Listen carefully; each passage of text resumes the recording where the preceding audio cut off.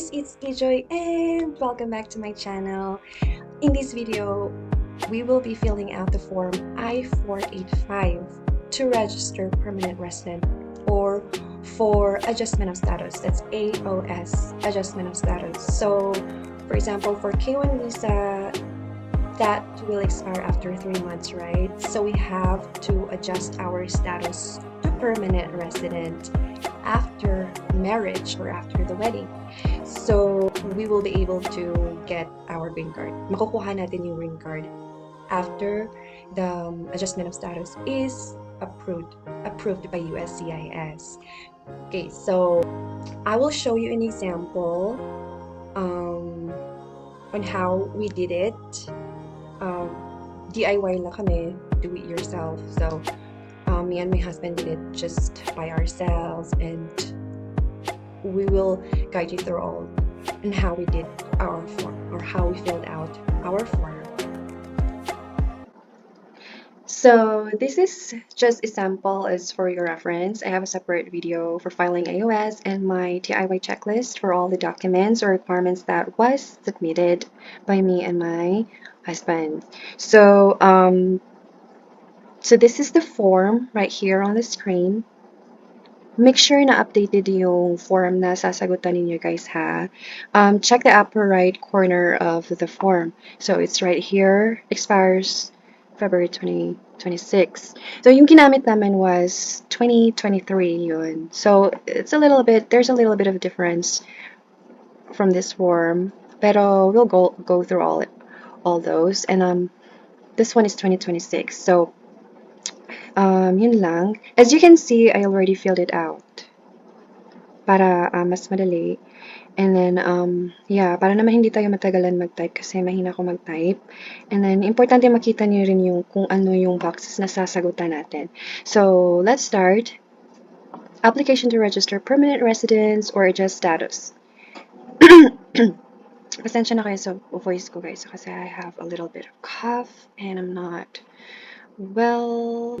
This part is for USCIS only, so don't fill it out. Let's start in this box right. Start here, type or print in black ink. So just download the form from the USCIS website and don't fill it out yet on that website. Download it first and edit it or fill it out on your computer where it's a PDF, because there are some boxes here that you cannot write on. Start right here. Your current legal name, do not provide a nickname. So this is my legal name and my married name. My married name, guys, because I am already married and now I'm filing for adjustment of status. I want to be a permanent resident in the United States. So I'm using my family or my married name here. So this is an example here. Family name, given name, middle name, and then other names you have used. So for an example, my maiden name. So I put here my maiden name here, part 14, 2A. So this is my maiden name. And then this A number right here, you can see this on your NOAA or Notice of Action 2. It's on the box, the beneficiary name box. So above your name on the Notice of Action 2, there's a number that's starting A. That's the A number, guys. And then other names used here. So I was married before. I was annulled. So I put my other legal name used in this box. So this is applicable for me. So if you were not married before, just leave it blank or put NA or not applicable. So right here, not applicable. This is additional box. And then other information, the date of birth. So this just for an example, this is my birth. So month, date, and the whole year. Put there the 4 digits for the whole year. Okay. So be mindful of the instructions on how you put your numbers or the letters. So in addition, so I am female, and then the city or town of birth, Cebu City for me, and the country of birth, Philippines for me, and my citizenship or nationality, country, Philippines for me, and then alien or registration number. This is from your notice of action to again above your name on the box, beneficiary box. That's the A number. And then the USCIS account number, I don't have that, so I'll leave it blank here. And then US mailing address, I put my name on the mailing address in care of, so I just put my name there. You can also put your husband's name here. Yeah, doesn't matter. Your husband's name because you live together for sure. And you can put your husband's name here. But for me, I put my name in care of. So, because we only live, we're the only ones who live here. So, in our own house. Yeah. But if you live somewhere in an apartment or somewhere who owns your house, then you can put the name there. But for me, this is applicable. And then the address, yeah. Then the alternate safe mailing address, if you have, for me, not applicable, so I just put NA. You can just leave it blank if you want, pero pwedeng lagyan nyo ng NA, guys. Pwede naman. Then social security card dito, has the Social Security Administration ever officially issued a Social Security card to you? So, para sa akin, yes, kasi meron na akong Social Security number or Social Security card. So, I put here yes. And if you don't have, click no. And if you answered yes, then provide the Social Security number here. So, just for an example. And then, do you want SSA to issue you a social security card? Since I already have mine and I clicked here, no. But it depends on you if you want them to issue you an SSA card or not. So for me, it's no because I already have one. And then I authorize disclosure of the information. Just click no because I'm not requesting for one. And then recent immigration history. So this is 18 to 24 if you last entered the United States using a passport or travel document. So, nilagay ko yung passport number dito, guys. Passport number. And then the travel document, I don't have that, not applicable, so I'll leave it blank. And then, um, right here, expiration date of this is the expiration date ng passport. And then country, passport or travel document, Philippines, and then the non-immigrant visa number. So, dun yun sa passport or sa visa section. Sa visa mo to, guys. The red color number that starting number R, I mean letter R. The red it's red. So, makikita mo yun sa visa mo yun, and that is this one, visa number here. Then the place of arrival in the United States.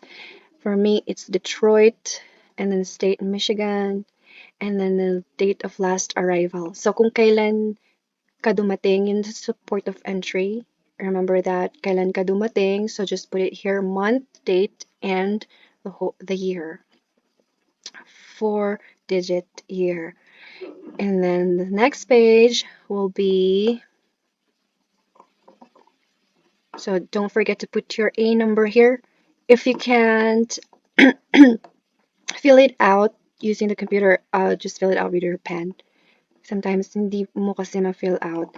So, dito is the part 1, information about you, person applying for lawful permanent residence. So, this is us, the applicant.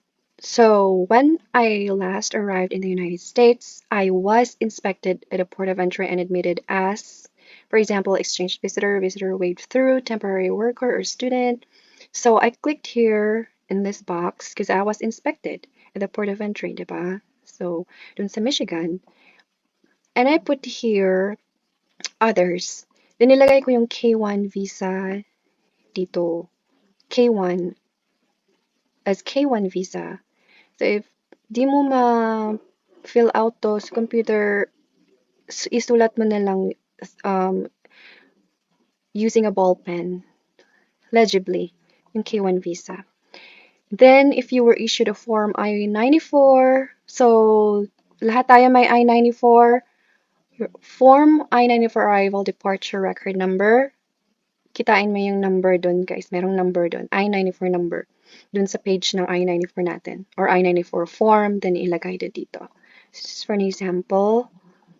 And then expiration date of the I-94. Usually that's 3 months. This is K1 visa. So, lagay nyo rin yung expiration date here, month, day, and year. And then the status of the Form I-94, it's K1. And next is, what is your current immigration status? If it has changed. So it hasn't changed for me. It's still K1. So I just leave it blank right there because it says if it has changed. So provide your name exactly as it appears in your Form I-94. Excuse me. So as it appears on a Form I-94. So this is my family name. This is still my single or my maiden name. Because ito yung pagdating natin ng US, support of entry in this during our arrival. So it's still on our maiden name. So Form I-94. So in the Form I-94, there is no middle name na nakalagay. So I just leave it blank right here. In part 2, so attach a copy of the Form I-797 receipt or approval notice for the underlying petition or applicable as appropriate. So during our package, yeah, we include the I-797. That's the notice of action. So together with this form, we included the Form I-797. And then I am applying to register a lawful permanent resident or just status, blah, blah, blah. And then, yeah, so family-based. Yes, that's family-based. So I just click here, this one. This is applicable for me, person admitted to the United States as a fiancé or a K1. Form I-129F. Yeah, so this one is applicable for me.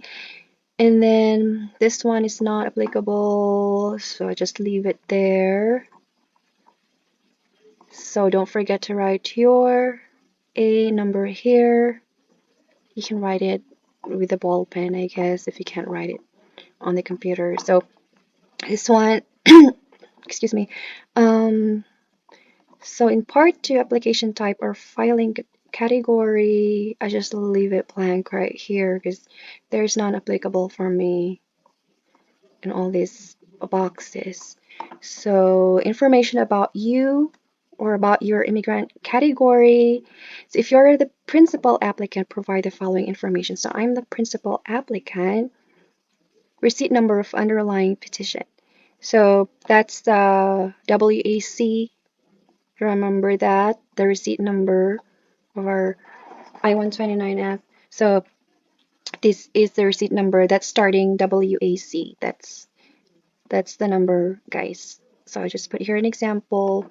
Then the priority date, again, you can see this on your Notice of Action 2 or Form I-797. Makikita nyo dun yung priority date dun sa box. So just put there the month, date, and the year in 4 digits. And then here, derivative applicant. No, not applicable for me, so I just put here NA. Or you can just leave it blank. And then additional information is right here, part 3. Have you ever applied for an immigrant visa at a US embassy? So I have not applied ever since, so I just click here no. And then location NA here because I haven't applied, so I just put here NA in all of these boxes. Then don't forget the A number here in this box, just write it there or fill it out. And then the part 3 is address, additional information about you. So your physical address or current address in the United States. So I just put here the address right here. And then, yeah, USA. It's my address in the USA, for example. And then dates of residence. So when I came here, when I arrived here, the from and then to present, and then another address. So that's in the Philippines. That's the physical address too, because it says here for everywhere you have lived during the last 5 years. So dito yung address ko sa US, and dito yung address ko sa Philippines. So address 2. So from, this is from dates of residence. So dun ako since birth, and then kailan ako umalis ng Pilipinas, nilagay ko yung date dito. And next is, yeah, don't ever get confused here, guys. So was since I was born and when I left the Philippines. And then this one here, this is an additional address. I just leave it blank. And then the employment history,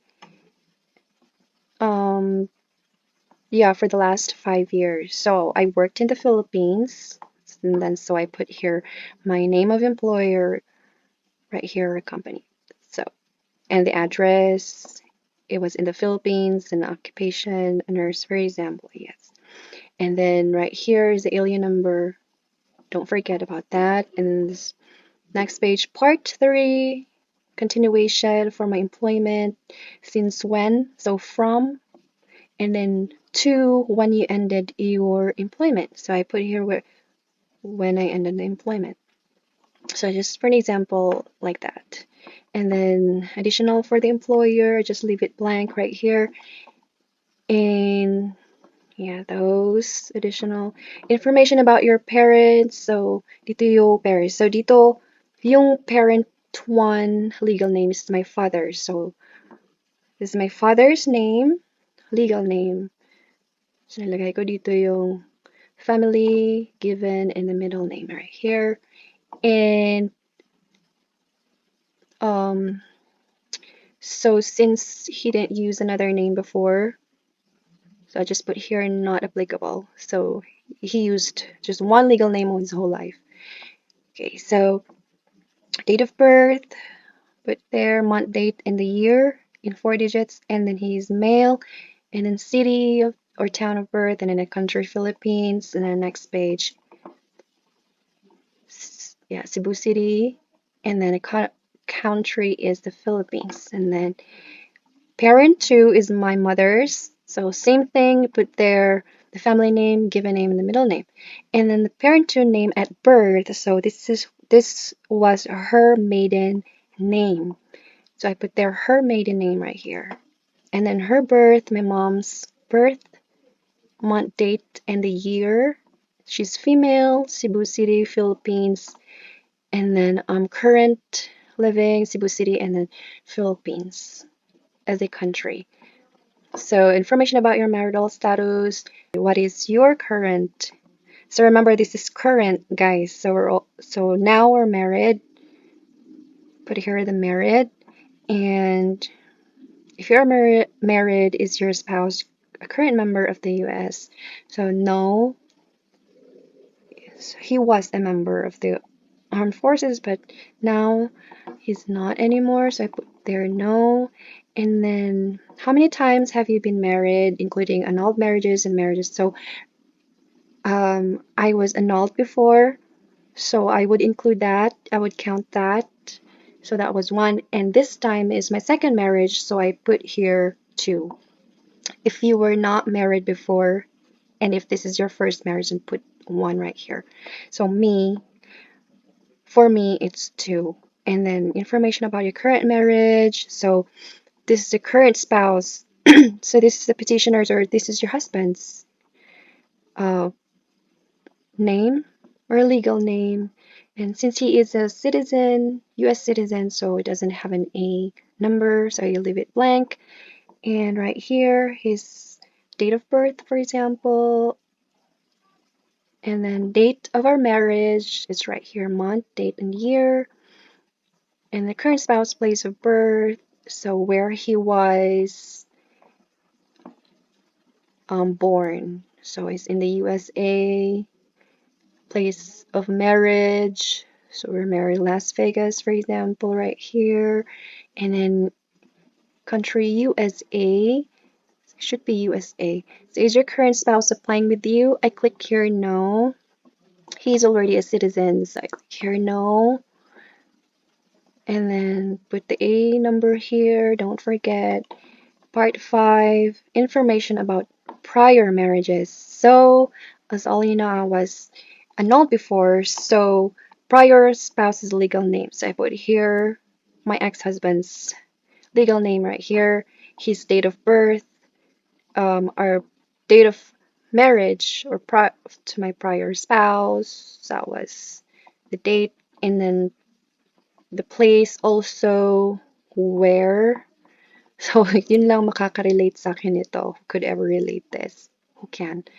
Um, and the marriage ended, put the date there, and where the marriage was legally ended. So put the city, and then the province, and the country. So this is to children, information in the part 6. So since I don't have any children with my ex-husband, so I put here 0, and then provide the following information.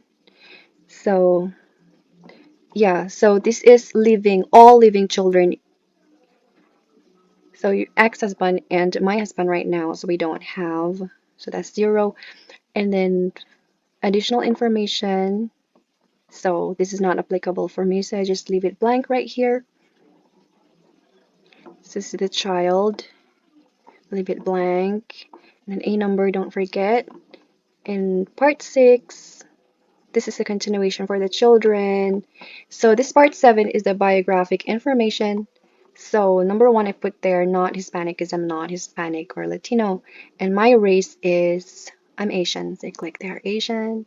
And my height, I put there the weight also in pounds. And eye color, black. And then black hair. And then eligibility and inadmissibility grounds. So have you ever been involved in or in any way associated with any organization or association fund? So I put there no. That's no. If you answered yes to item number 1, complete item number 2 to 13. So since I answered no here, I'm going to leave blank number 2 to 13B. So not applicable for me until 13. So don't forget the A number here. So part 8, I'm going to leave it all blank.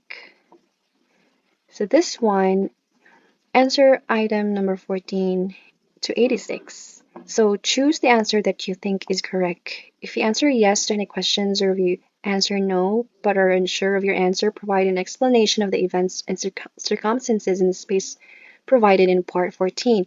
Additional information. So lahat na to guys are just mga have you ever been denied?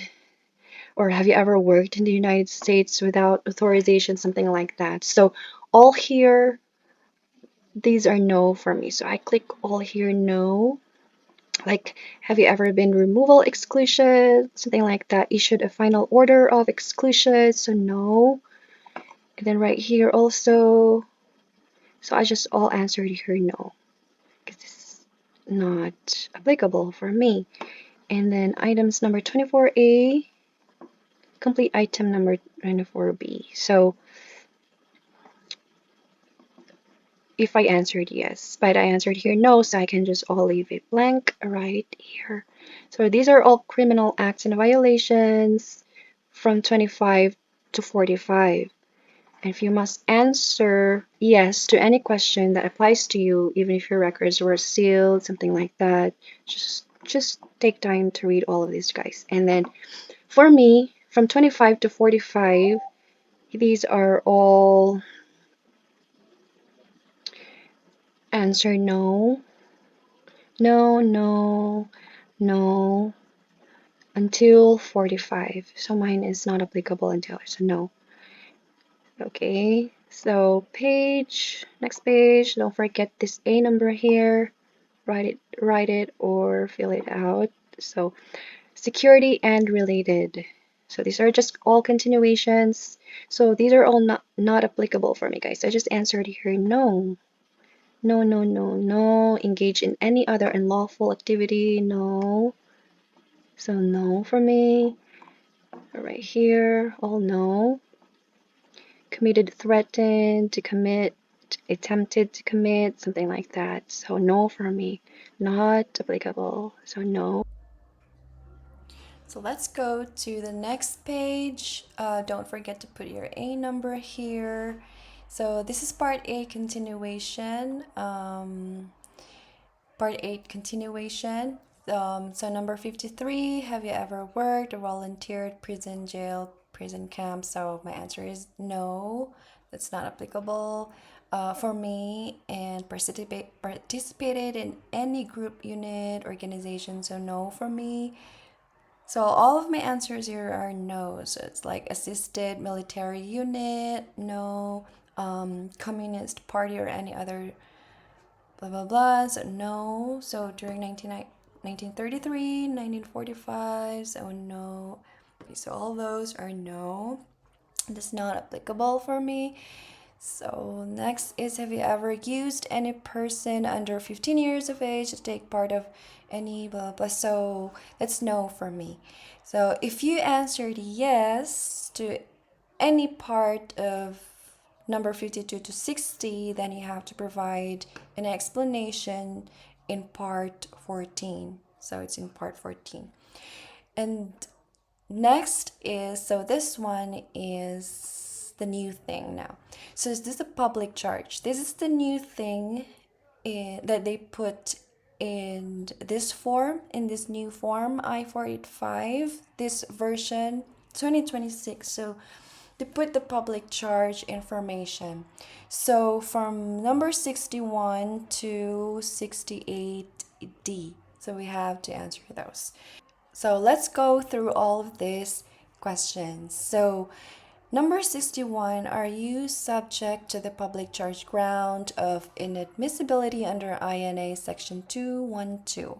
So I answered here yes, since family based it belongs to the public charge ground of inadmissibility. So it's right there, right here. This is in the instructions for this application. You can find it in this page, page 8. So you just have to take a look of that manual, volume 8, chapter 3. So it's in here. You will be able to find out who belongs to that public charge of inadmissibility. So family-based adjustment of status applicants belongs to this group. And so I have to answer in here yes.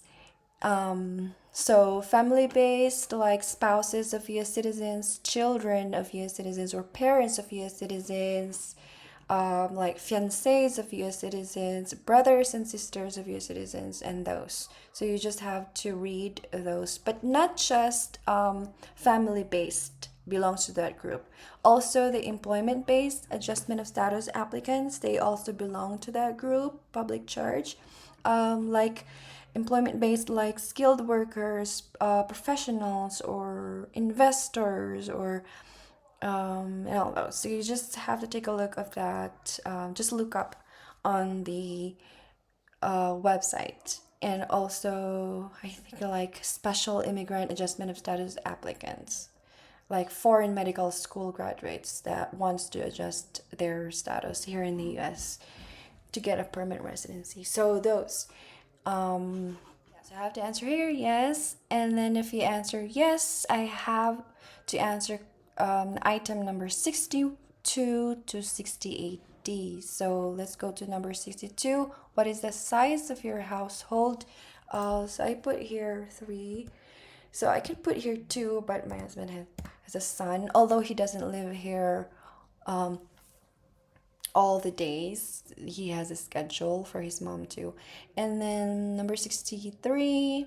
So this size of your household, those people. So like for example, like you, your spouse, if your parents are living or residing with you, or siblings under 21 years of age, so that belongs there. And next is indicate your annual household income. So for me, I didn't have any job or employment before, so our income was definitely from my husband himself. So I still had to adjust my status for me to get a job, right? Just click wherever you belong in these boxes. And then number 64, identify the total value of our household assets. So this number 64 right here, your assets, like your house, cars, um, or you have a trailer, savings, if you have savings in your bank account, land from other places, like land under your name, right? So, including you as the applicant or your spouse, the US citizen. So, you can put it here, it's just add up. And then moving on to the next page, household liabilities. So, household liabilities like only include liabilities owed by members of your household. So the ones living with you or residing with you. So you just add up. Like for example, debts, like those liabilities or things that you still have to pay, like for example, mortgage, cars, or whatever those that you still have to pay, like liabilities, like for example, student loans, like something like that, right? So yeah, so that belongs to that. Just click wherever you belong to those boxes. And then next, what is the highest degree? So for me, I completed a Bachelor of Science in Nursing, so I click here. And then just click wherever you belong in there. And then number 67, list your certifications, licenses, skills, work experience, educational certificates. So these are licenses or whatever certificates that you have. If you have a training, language skills, or mastery, yeah, masters, those certifications. So for me, I just put here registered nurse license since I had a license in the Philippines. Number 68, moving on to, so have you ever received supplemental security income? So if you are receiving those SSI or assistance from the government, or maintenance like cash benefits. So for me, it's not applicable. I answered here no. So in the Philippines, it's SSS. If you're still receiving it, there are those um, who are already receiving SSS in the Philippines. So you can include it in there.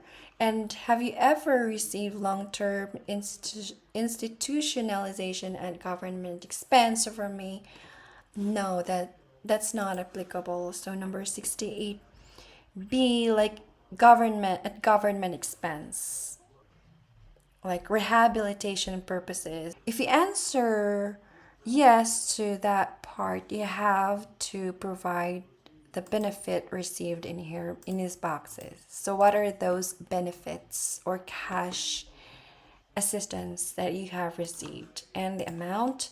And here also number 68B, you also have to provide the city or address and institution and the reason why you are receiving those. So if that's the SSS, it's not a problem. Just to put here their pension, right? Or like in the Philippines, it's called SSS. So just put it there. So for me, that's not applicable, so I just leave it all blank in here. I think that's all for that portion, for that question, public charge. Yeah, until 68D. That's it. So moving on to the next continuation, page 15. So illegal entries and other immigration violations. So for me, not applicable. everything is no for me, so I just click here no, no, and then right here no, no, and no having unlawfully present, deported, no miscellaneous conduct, no, no, no. And then the next page, so A number, don't forget. And then right here, been relieved or discharged. So no again for me. And then the part 9, are you requesting an accommodation because of your disabilities and or impairments? So wala naman akong impairment, guys, or disabilities, thankfully. But if you have, then that's okay. You just answer yes. And if you don't, then just answer no. So there are applicants. Yeah, applicable to sa iba guys. Yeah. I think I know a lot of them also. So if I am deaf, just click here, but or blind, ganyan. So for me, I just leave it blank right here. Yeah. And then right here, just leave it blank. And then right here, applicant statement. So for me, I can read and understand English, and I have read and understand every question and instructions on this application and my answer to every question. So I click here, this one in this box, and then I just leave it blank right here. And then the applicant's contact information. These are all my information. So this is just my cell phone number I put here. The mobile number, the telephone mobile, I just put there the same, and then my email address. Then don't forget the A number here again. Then applicant's declaration and certification. So right here is very important, guys. So when you're done filling this form, when you're done filling out this form, you have to print this, right? After printing it, don't forget to sign this part or this box, the applicant's signature.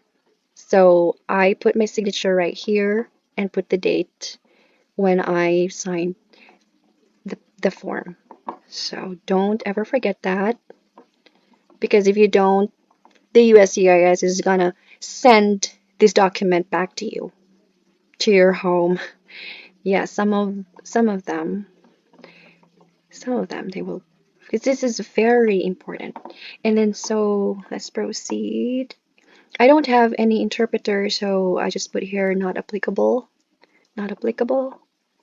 So don't forget the A number here, write it down or fill it out. And I don't have interpreters, so just leave it blank right here, or you can put not applicable or NA. So I just leave it like that, leave it blank, or you can put not applicable. And then the next page, proceed. Prepare signatures, I'll just leave it blank because I don't have preparers. Prepare, and then a signature at interview, just leave it all blank right here because this is the USCIS page. So signature at interview, if you are going to be interviewed. Yeah, that's it. So this part right here, the last page, will be for everything. If you run out of space, if you want to add more information and you run out of space from somewhere on the pages, just add it here. Put it here, page number, part number, item number, where you wanted to add the information. So for me, just leave it blank kasi wala naman akong additional information na nilagay. So that's all 20 pages, guys.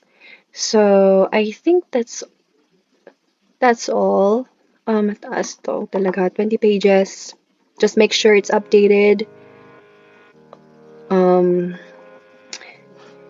Yeah, I think that's it.